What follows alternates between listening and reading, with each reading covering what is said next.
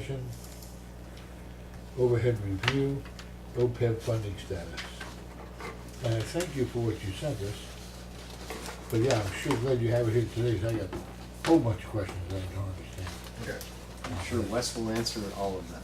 I'm sure plus more. I'm hoping I can. You get chuggy with them, so there's nothing you can't do. If I with that. can't do it, Chuggy can. Maybe, yeah.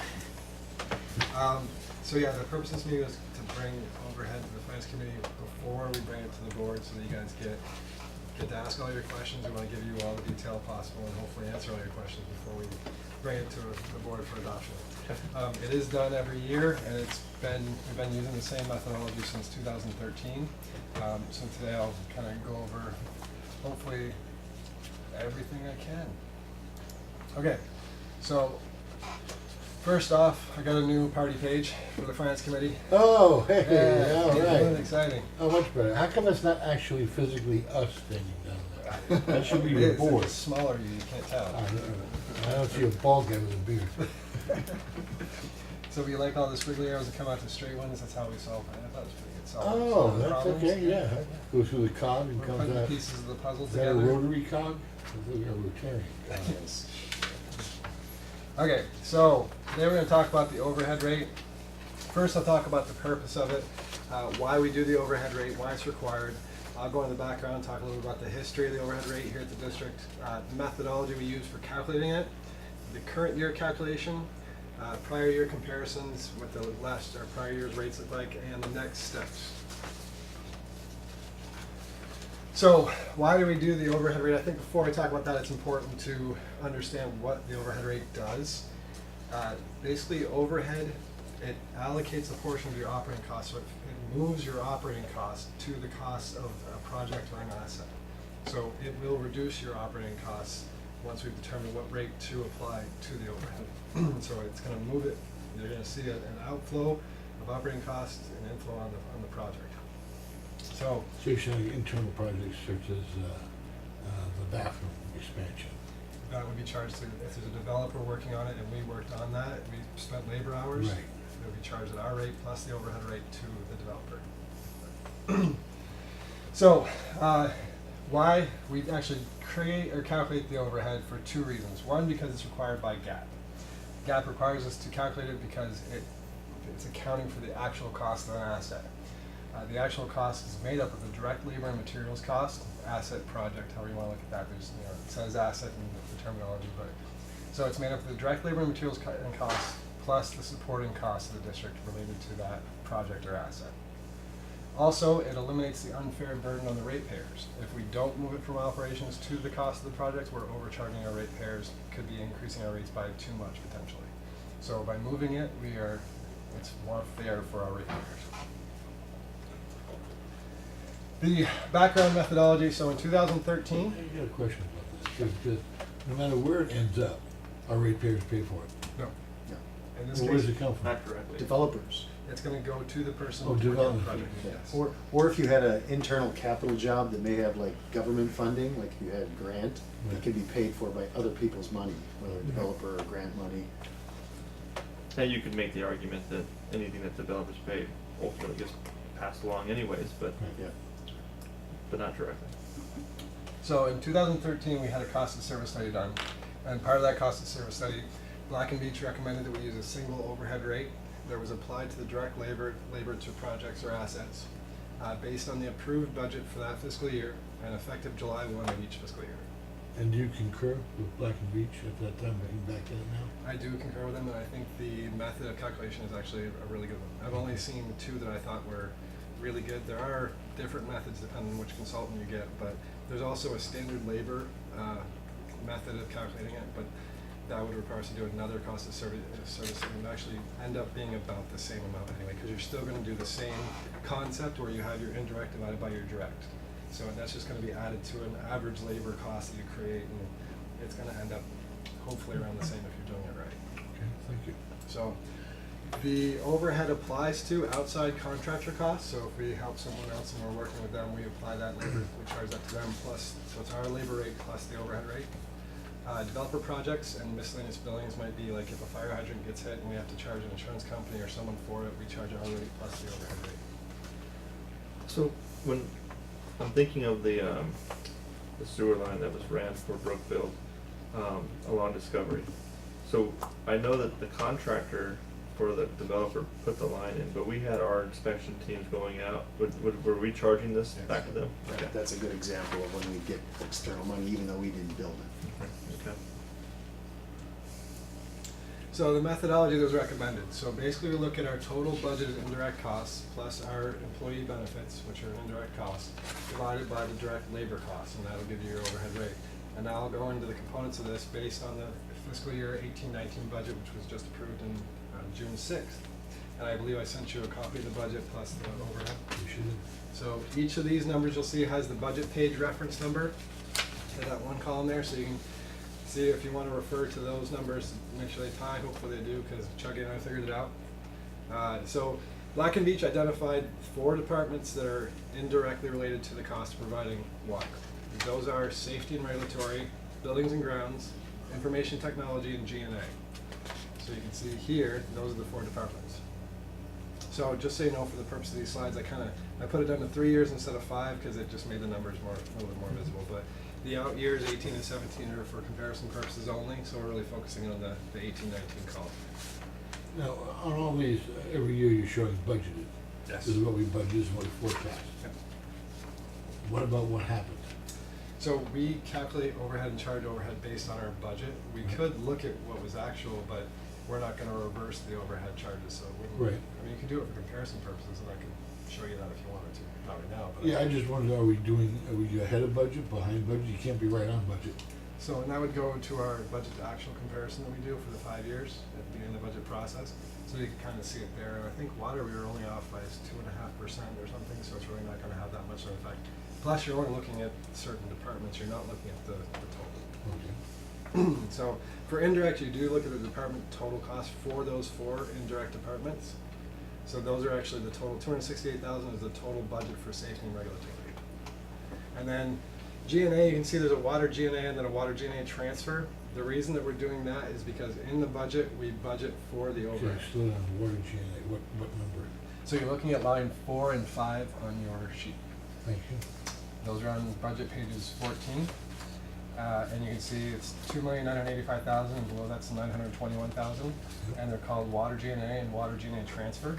So just to clear up confusion there, I wanted to let you know that the reason we do that transfer is because in the budget, we budget for overhead to be transferred out. So here we have to add it back in to get the total cost of G&A. So what changed between 2015 and 2018-19? What changed? A lot of things. So we had 15, 18, I have to look at the variances in the year to explain this to you. I actually have a little analytical schedule I can tell you if you'd like to see. I'm going to compare previous years in the last slide that we get to. So you'll see the total overhead rate and the indirect and indirect costs. And then if you want to look at the details of that, we can do that as well. So next we got the wastewater portion of it, and again, the wastewater G&A. So the next thing to look at is the water and wastewater benefits number. That's on line 12 of your schedule. That's the $3.3 million. That's adding the benefits back to the indirect costs as we discussed in the formula, and I'll show you how that's calculated on the next slide. So at the bottom of this slide, I have it in a capital A here because it's the total district indirect cost. That's going to be our numerator in our equation, because that is the indirect cost plus the water and wastewater benefits. So that $12.1 million is going to be important to remember in the final calculation. So these are the departments that were identified as direct labor costs, the costs directly related to producing water. That's going to be pumping, water quality, water treatment, tanks, reservoirs, transmission, distribution, so on and so forth. And you can see here that we have the water portion and the sewer portion. The total there, so the total direct labor costs, and these are just the labor costs of those departments. These are not the total cost of the department, okay? But those labor costs include the benefits. So in the department, we show the total labor costs including benefits. So to get back to just the labor costs, we have to deduct the benefits. So to calculate that, we have to look at page 25 of your budget, and that shows that our benefits are 59.9% of our total labor. So in reducing the total labor by the 59.9%, so the total labor is 8.8, there's the 59.9%. the 5.5 is your resulting figure and reducing it by that. So the 5.5 and the 3.35 at the bottom make up the 8.8, and the 3.35 are the benefits, which I showed you before, were added back to the indirect costs. Within your benefit percentage, does that also include tax loads and stuff like that, or is that somewhere else? Tax loads? Like buoy, SUI? Yes, yeah, it's all in there. Okay. Because that would be the cost of FICA, and there's group Yeah, insurance in FICA. there, there's all that stuff. It's all, Okay. hers is in there. So then we can see down bottom the overhead rate, which is the formula I was given before. So you got the $12.1 million divided by the direct labor cost of 5.5, and that's giving us our current year overhead rate of 219%, 219.43%. And you can also see that that's actually gone down from last year. It was 221.65% in the previous year. So currently we're charging an overhead rate of 221%. We're proposing to reduce that to 219% based on the approved budget. But it took a huge jump in 2017. Let's see, so 17, it went Down. So it didn't really take a huge jump. What happened in 17, what number do you have there? Oh, 17 to 18. So I see what you're saying. 205 went to 220. Oh yeah, so 17 to 18 did take a big jump. Yeah. And that would have been, looks like basically the indirect costs increased by a lot more than the direct costs, because you got 400,000 and only 200,000, so that's where the other percentages came So what would that be? Let me see if I can show you that. And the same with 2015 and 2016. Uh, Huge jumps. Okay, so I don't have anything else. And can you hit escape on the keyboard, please? So, since you asked, see if I have the answer. If you look between 17 and 18, the far right column, the direct costs actually went down. So that was, your denominator decreased. Yeah. So it went down by a little over $200,000. And the indirect costs went up, so yeah, you're looking at a significant number. Nearly $1 million each time. So that was a lot of the vacant positions that we had, so the direct costs went down, but the indirect costs for the most part are gonna stay relatively the same. They don't decrease as much as when you have a vacant position. Indirect is, yeah, pure labor. Don't we have those same vacant positions in 2018-19 as we had? No, in 19 we're budgeting to fill positions. It's still. Fill the IT position. Because now we're Les's having a position. decrease in budget to budget, but the budget will go up from 18 to 19. If that makes sense. Oh, you got someone to replace you, that's right. Yeah, we That's the reason. Anthony's got a little problem. Welcome, Anthony, glad to see you here. Blame the new guy. But I did analytics on the full thing, so here's an example. I don't know if you probably can't see it. So these are the numbers every year, and you can see the larger increases are highlighted. So you were looking at, I think 17, was it 16, 17? Is that the page I have in front of me? No, this is just a prior Secret year page. comparison that I prepared. It was a hidden slide, but you asked for detail, so I've got too much detail for you here. Good man. But you can see these are all the variances from department to department year to year. So 16 to 17, we had, looks like indirect increase. That was 17, 18 by 400,000, and direct cost decreased by 287,000. So we had an increase in G&A, which might be not as much charges to projects, and then IT. You would have had, that could be materials, outside services. They could have purchased software. Then the backflow Could be decrease. contracted services too. Didn't we outsource that position for a while? There you go. Yeah, but the counterbalance, not paying payroll. Well, then you've got the decrease in backflow because we outsourced that, so that actually it was a direct cost that was decreased. We had labor in-house, we outsourced that, so that would no longer be a direct cost because it's not labor anymore. Customer accounts, they were actually understaffed, so that decreased by 59,000. So those are all the major changes. So I don't really have a big concern about the actual percentage, but I do have a couple questions. You've been doing it like this since 2013, you said? Have we received any feedback from the development community or anybody else that's impacted by this? Good, bad, or indifferent? I haven't heard any. And is this the formula that you use to establish this rate? Is that a pretty common formula within the industry? Other water districts use it as well? Yep. Does anybody do it differently that you know of? Well, so I used to work for OTI. I can tell you there we use the standard labor rate, but we went from a I don't remember the one we had before that, but I remember converting to the standard labor rate, and it was very similar to this.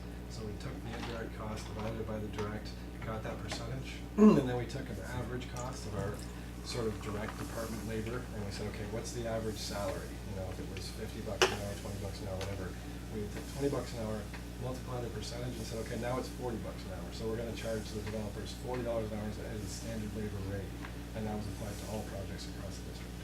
So, in effect, it should be very similar, and that it's applying this, if labor might be a little bit lower on average, depending on who's, if it's an average, it should be about the same.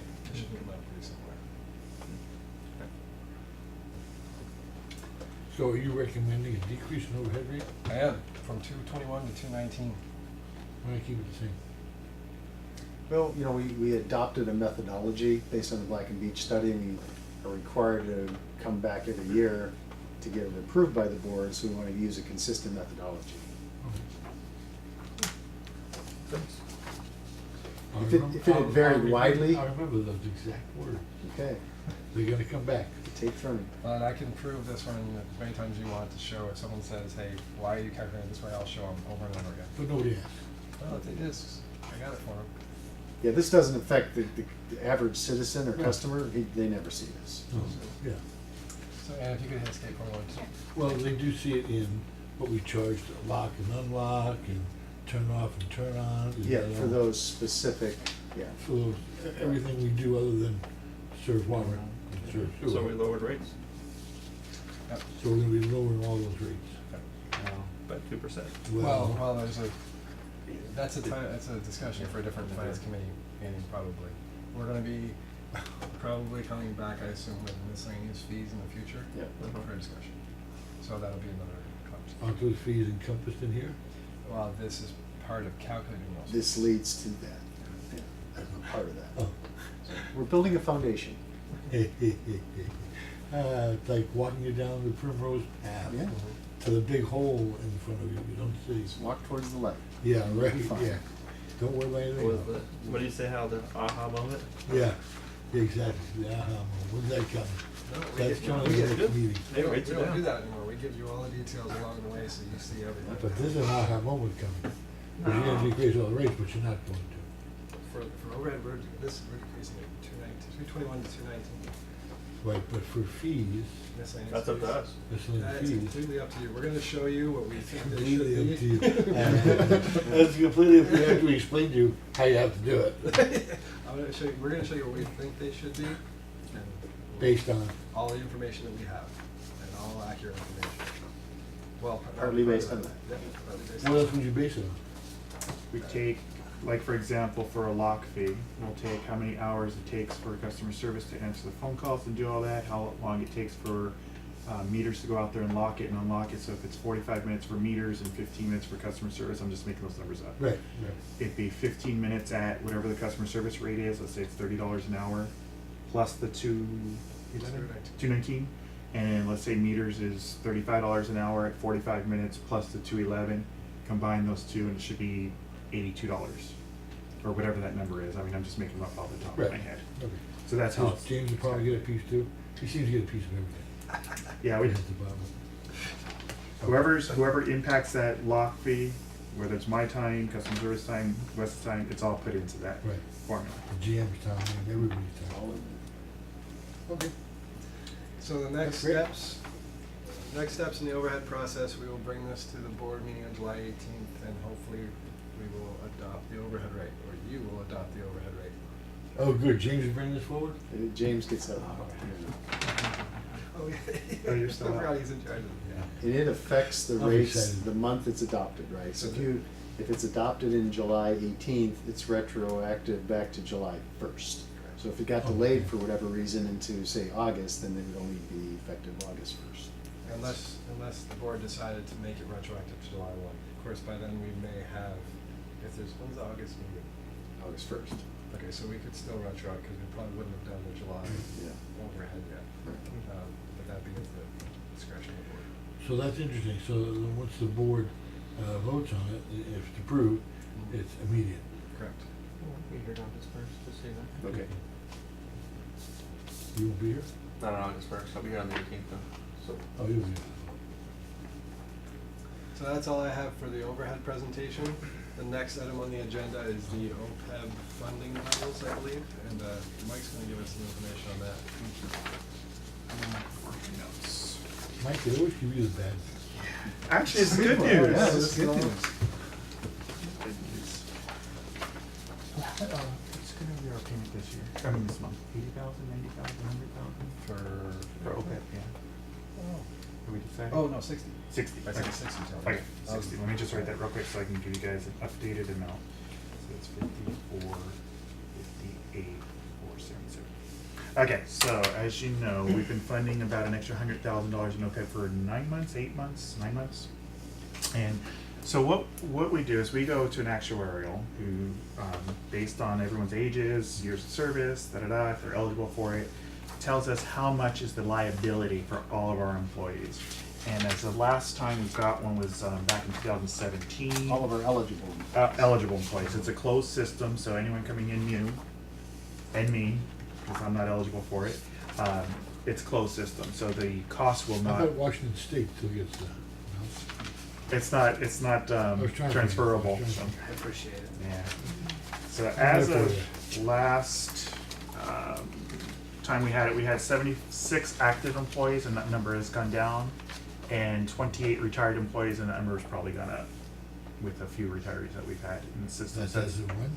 This was about a year and a half ago, April 1st, 2017. So was we when have this was had no done. retirement people. Okay. We've had- Right, so they'll come off the active, and then if anyone leaves and they haven't hit the 10 years of service, they actually just wipe them off the books. So it's a good thing for the district. So 790, we had 104 active employees / retirees as of April 2017. We'll have a new OPEB actuarial probably next June. We'll have to have it What was done that by next number June. again? 104. That are still on it, that haven't That turned are- 65 yet? Correct. So it includes the active employees here, 76 of them, and then 28. And this again is a year and a half, a year and 2 months old. 76 and 28? And 28. 28 that are retired. 28 that are retired now. It could be the retirees, it could be their spouses, and there's a few that were grandfathered in that have family coverage. Now that option is no longer available, so now it's just, Now, 76 should continue going down unless we hire people. even if you hire people, it's a closed system, so that number will never go up. Yeah. Eventually, it's gonna go down to 0. Correct. Eventually, yeah, but what if we hire somebody that's already in an OPEB system? They're closed. You, for instance, Nope. It's closed. you don't have an OPEB? Nope. I'm Yeah. sorry. So, yeah, so Neither. those numbers, I've been here 3.5, 4 years almost. over time, those numbers will go I down. do Yeah. have it. You have an OPEB? I came in before, I came in 2012. Learn quickly.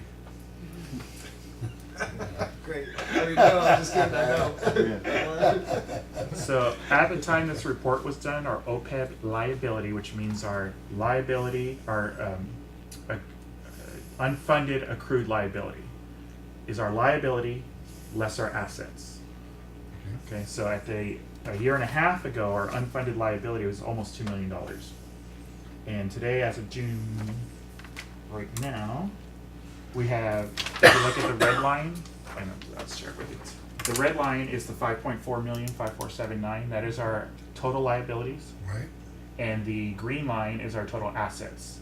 And right now, with the payment that we're gonna make, it'll actually go up a little bit. It'll be $5,458,000. So we're within $20,000, and that's estimates anyway of being fully funded. So as of June 30th, we're estimating that we'll be fully funded on our OPEB liability. When you say fully funded for eternity, or fully funded, we have to keep putting something into it? We have to continue to pay the normal cost. Yeah, if you remember, this is very analogous to the PERS conversation that we Right. had. It's the past due cost, the UAL, and then the day forward, the normal We still have the costs. recurring costs. Right, so this is effectively retiring our unfunded accrued liability on the OPEB side. Now all we have to worry about is the going forward costs. Is the spike in the trust fund, is that due to just higher interest rates? In the green line? Yeah. That We is put the 100,000 that we've added over the last 9 months. 200,000. Oh, 200, I'm sorry, 200,000, 200,000. pardon me, sorry. The 200,000. We do 200,000 a month, Yep. so we can afford to do pretty awesome things with inside our budget. Well, they're already in our budget. So our budget includes where we were at as of then and going forward. So we knew that was going to happen and going to end. So we budgeted with that. So you included in the budget for the year to do that, but it's not included in next year's budget. You got it. That was taken out.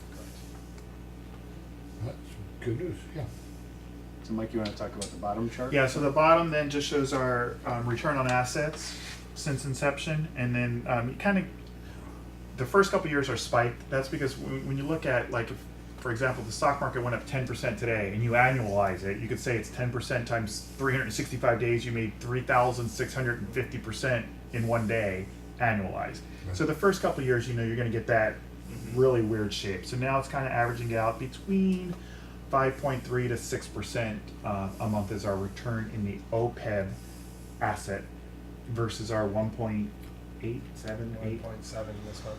7% that's an internal rate. So the money that we have put into the OPEB trust has earned significantly more than what it would have earned had we kept it internally and just invested it. And the reason for that is, They have less restrictions on what they can invest in.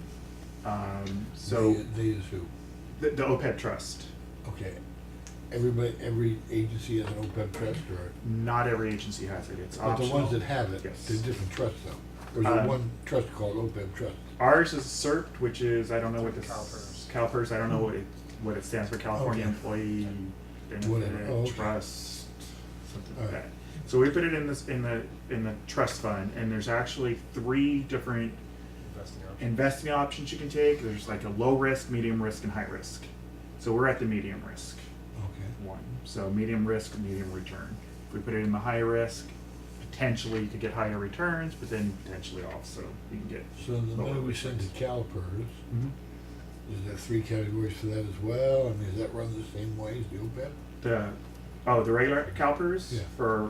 no. So that's just put into the pool, and whatever the PERS pool return rate of return gets, that's what we And get. that's at 1.7 or 1.8, some ridiculous No, number? that's the 7.25. Is it?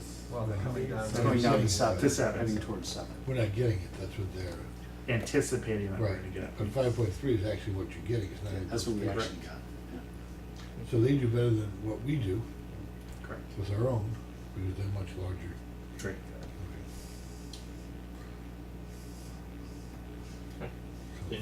Is this just kind of more for information? Just More That's good information to give you news. an update to let you know those lines are now meeting right now. So, at one point, like I said, a year ago, we were $2 million, had a liability of about $2 million, an unfunded liability of about $2 million, and that gap is closed within the year. Now, in our last budget, I should know this, but in our last budget, do we put away money to, pay down, PERS? I don't think we've Not made a yet. decision. We There's didn't. nothing in the budget Okay, specific. that decision will be coming. That'll be coming and that's- forward. That can be coming out of, budgets can be coming out of funds we already have, Right. which makes Michael really nervous. Okay? But it's an expensive debt that we have. Yeah, but it's a nice place to be because you're not spending, if we hadn't paid down the 200,000, We'd have that. but being able to do that, we had to charge people more for a lot of things in order to help pay that down. Right. But then you get down to a level where it just makes sense. So in this year, because we're using an April 2017 valuation, we will see on our financial statements a net OPEB liability because we're using a historical number to forecast forward, not taking into consideration that we fully funded it. Next year on our financials, you'll see a 0, or whatever the market's returning OPEB liability. If we keep it 0, it'll be 0, because we have guys be 75 this year. So the financial statements now are going to be showing that OPEB liability when they didn't previously. And the notes are going to show quite a few pages of notes as far as the detail to the OPEB liability. And that's one of the plans we have for PERS. Out of all the different choices the board can make, one of them's gonna be to pay it down to 0. Right. We already paid this one down to 0. Right, this is a pay down. For that's what I'm PERS, saying. yeah. But we're- Oh, yeah, we're yes, that's looking another option. Potential to do the same thing with PERS. And we'll have more accurate information on where our PERS liability is as of August when they do the new actuarial valuation. Yeah, if you remember when we had that PERS workshop, we said, let's kind of wait Right. We had a discussion, but we said, let's wait until we get to the next actuarial report, and then we'll Right. figure out how to move forward from there. When we get the actuarial report in August, that's gonna show us more exactly what our obligation is. It's still a year behind though, so that'll be 2017. And then we're gonna have to do GASB 68 for our financial statements to roll that forward to 18. So I think, in my opinion, we should look at the 18 number when we make a decision or how we discuss that. Because it's PERS is always a year behind, so they're looking at it, okay, now we're doing 17, but it's actually in August of 2018, they're that far behind. But don't we pay it a year forward?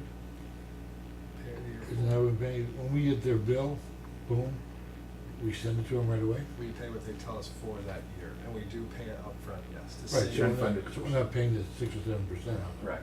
And then we can actually use that to roll it forward to get the 18 numbers, and then we get a more accurate picture of where we are in our net pension liability. So when we get the 18 financial statements, then we'll have a better idea what it is. But the number they tell us to pay that we prepay for the year was based on old information. So they're a Right. year behind, they use that, Right. shine the crystal ball, project forward. Sure. We make the payment and. But judging by everything we see out in the world today, we should be okay with that for this year. Yeah. Because I'm sure they underestimated, because this year it's For gone. this year. I'm guessing, yeah. Although I see the market keeps going down every day. Yeah, they said it's about a wash since the beginning of the year. The market's just about flat since January 1. All right, Mike, would you have anything else, or? Unless there's any other questions. Okay, this won't be coming back any time in the near future. It's just an informational item. That's great information. It is. It was a great job, and a great decision to get that paid off. Yeah, I think it is. When we were in a position to do it. I guess I'm just saying that we paid 200 times 10 months, so $2 million It was we paid off in a nine. It was year. just- I think it was 9. It was 9, yeah. Started in October, Yeah. counted my fingers. So it was $1.8 million. Yeah. All right. Yeah, so we put that into the budget. Yes. Okay, so now that we don't have it in the budget, Yeah. it Well, we- didn't change anything. Well, because we budgeted to not budget for it, if that makes sense. Right. We knew we were gonna budget for it for 18, we said this was gonna happen, we're gonna fund that much money. When we were preparing the budget for 19, we said we're no longer funding that, so we've prepared the future based on not funding that. Right, but the budget didn't show a regression of 1.8 million anywhere. Well, it didn't include it in funding in the reserves, so it wasn't in there. Okay, which is the bottom line of everything, but reserves. Gotcha. You're gonna ask, any direction about the overhead? No, I think I'm fine with the overhead. I was gonna ask if you have thoughts about what the next finance committee meeting agenda will look like, or if you have any recommendations or thoughts. Well, August usually things go dark, so July, you plan whatever you're gonna do in August. I But don't- August that's, I think most agencies have, at least the ones I've seen, other than this one, do most things in August because, everybody takes off a lot of vacations. Yeah. But this one, that's not true, they have different things. So we have potential topics in the miscellaneous fees for one of them. Right. And if you're interested, I could also present on the Fitch rating. Ah. Fitch S&P, I have some information as far as what that's made up of, the 10 Cs and so on and so forth. And if you'd like to learn about that, I could give a little presentation on that as well. So maybe in August, we could have a committee meeting and discuss that. Well, those are two good things. Yeah, and we'll, at that point in time, we'll know for sure if we got the money back from Diamond Environmental Services, so it may be a good thing to vet through the finance committee. You gotta what do we that in wanna do. July, End of July? and take August off. Okay. So, yeah, we'll go for like the last week of July Yeah, for finance committee meeting, and maybe add the EWA, Diamond Environmental Services. yeah. What do you wanna do with the money? So you're getting Either back we on should the know 18th. about now, shouldn't we? We get back on, yeah, And I'll be leaving on the 27th, so if we do it like that last week right there. somewhere between. And You're you had- leaving on the 25th. I'll be gone from the 25th to the 1st, Okay. so 23rd or 4th. 23rd or What 4th. time do you- EWA 18th meets and the 25th. tomorrow, EWA meets Wednesday. Wednesday. Yeah. So we should know by like 9 o'clock in the morning whether any other member agency thinks they should get a piece of that. Right. Have a feel for it? I don't think they will. I mean, I'd give it a 75-25 breakdown. Yeah. There's a couple of rogue Mm. agencies that may look over things like that. Vista's always scraping for money, so they're always looking for from that perspective, I think. That's why our strong board membership are gonna really, they're gonna shine. I met with them today and I said, Was Jimmy went back? yeah, Jim's back. He got back last Thursday. But my recommendation to them was don't even bring it up at the meeting. It's on consent. Hopefully it'll fly through. Yeah. But they're prepared. Should it get pulled, they know what to say. So, Okay? Well, alrighty. mighty good, thank you very much. Thank you. Well, I'll see you. Have a Very safe nice trip. meeting you. Yeah, Nice well, to meet you yeah, as well. So, Welcome aboard. do you have Thank you. children? Yes, 2 young boys, How old? 3 and 9 months. Oh, little 9 ones. months. Yeah. Big move for your wife, though. Yeah. Did I hear you have roots in this area? You or your My wife? in-laws are here. I have a sister here, and then the 9 other cousins for my boys are in Arizona. Oh, So okay. close. Well, that's very cool. Yeah. What part of Washington were you in? Just outside of Vancouver. It's Oh, called okay. Ridgefield, Washington. Oh, nice. Small town. How long have you been there? 5 years. Did you work for that city of I worked for the county treasurer. county treasurer? Yeah. Oh, that's interesting. Mhm. So is this kind of stuff right up your alley, or is it? Yeah. A little different. Same field.